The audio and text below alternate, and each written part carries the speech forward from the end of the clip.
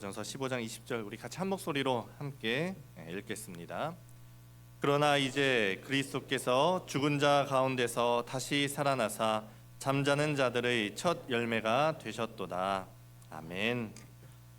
우리 함께 옆 사람하고 인사하겠습니다. 제가 인사하려고 했는데 윤종환 전사님이 똑같이 인사말을 하셔가지고 예수님께서 부활하셨습니다. 우리 다시 한번 옆 사람하고 인사하겠습니다. 꼭 뭐 지금뿐만 아니라 언제든지 이렇게 서로 인사하실 때 예수님께서 부활하셨습니다. 그렇게 인사하는 오늘 하루가 되면 좋겠습니다.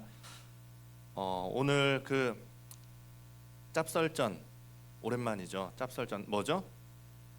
짧은 설교 전문. 제가 이제 짧은 설교 전문인데 그동안 이제 길게 많이 하다가 오랜만에 이렇게 짭설전 하게 됐습니다. 오늘도 우리가 짧게 부활의 의미에 대해서 잠깐 나누고자 합니다.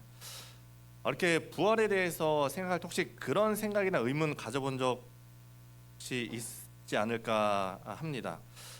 예수님께서 우리 죄 때문에 돌아가셨죠.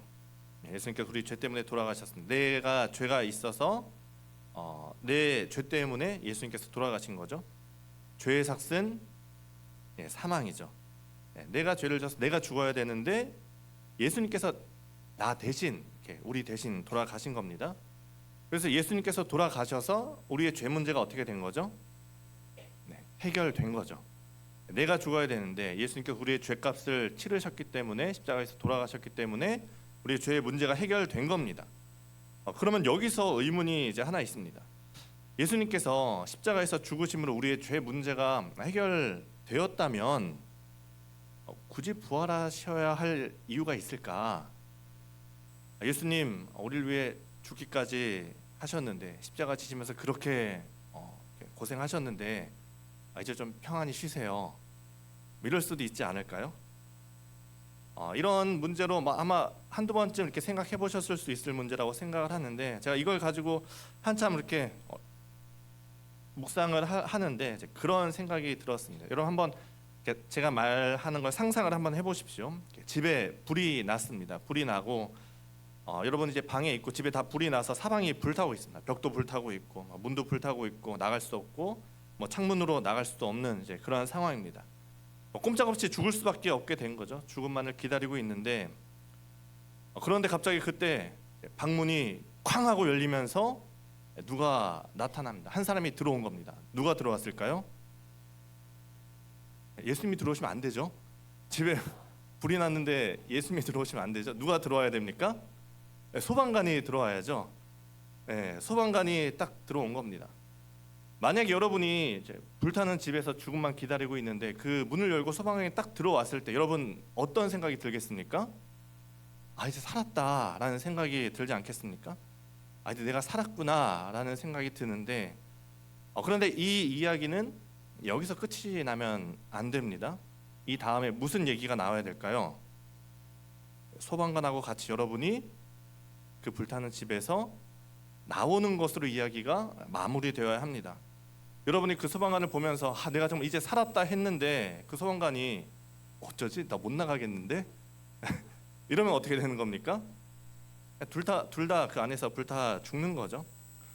소방관하고 함께 그 불타는 집에서 나와야 그 사람은 이제 온전히 살았다고 얘기할 수 있는 거죠. 우리가 사도신경 보면 이제 영어 버전이 조금 다른데 십자가에 못 박혀 죽으시고 장사된 지 사흘 만에 죽은 자 가운데서 다시 살아나셨다 이렇게 하는데 영어 버전을 보면 십자가에 못 박혀 죽으시고 장사되시고 그가 죽음 가운데 내려가시고 그리고 사흘 만에 죽은 자 가운데서 부활하셨다 이렇게 나옵니다. 죽음 가운데로 들어가셨다라는 그 말이 있는 거죠. 죄의 삭은 사망입니다. 우리가 죄로 인해서 죽음 가운데 있는 겁니다. 우리가 죽음 가운데 있는데 그런 우리를 구하기 위해서 누가 들어오십니까? 예수님께서 죽음 가운데로 들어오셨습니다. 죽음 가운데 들어오셨다라는 것을 다른 말로 표현하면 뭐가 되겠습니까? 죽으셨다라는 그런 말이 되겠죠. 그런데 이 죽음은 예수님을 가두지 못했습니다.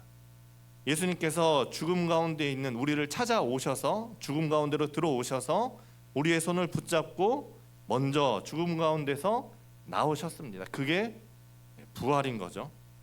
사망아, 너의 승리가 어디 있느냐? 사망아, 너의 쏘는 것이 어디 있느냐? 그러나 이제 그리스도께서 죽은 자 가운데서 다시 살아나사 잠자는 자들의 첫 열매가 되셨도다. 예수님께서 죽음을 이기시고 부활의 첫 열매가 되시고 부활의 첫 걸음을 내디디신 것이죠. 그래서 아까 우리가 조금 전에 부른 찬양처럼 우리는 주 예수 나의 산 소망이다 이렇게 고백을 합니다. 우리는 죽어있는 예수님을 기리지 않습니다. 죽음을 이기시고 부활하신 예수님을 찬양합니다. 우리의 이야기는, 우리의 찬양은 십자가와 죽음으로 끝나지 않습니다. 부활과 소망으로 끝납니다. 그리고 가장 중요한 것은 그 소망이 바로 우리의 소망이라는 것입니다. 나의 소망이라는 겁니다. 여러분, 예수님을 따라가셔야 됩니다.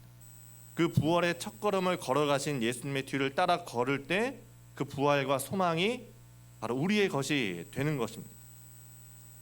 죽음의 길에서 나오는 게 쉽지 않죠. 그 불타는 집에서 나올 때도 아마 그 뜨거운 길을 통과해서 나와야 될 겁니다.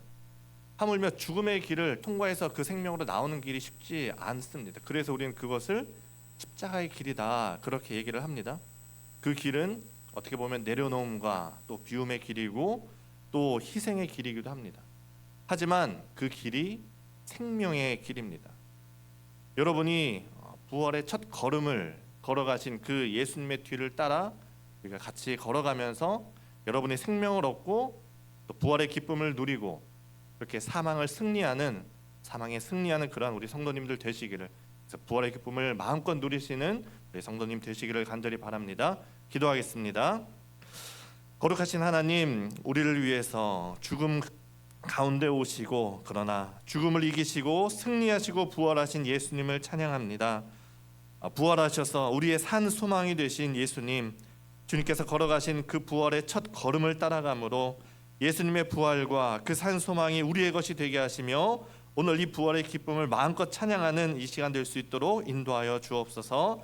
감사드리며 예수님의 이름으로 기도합니다. 아멘.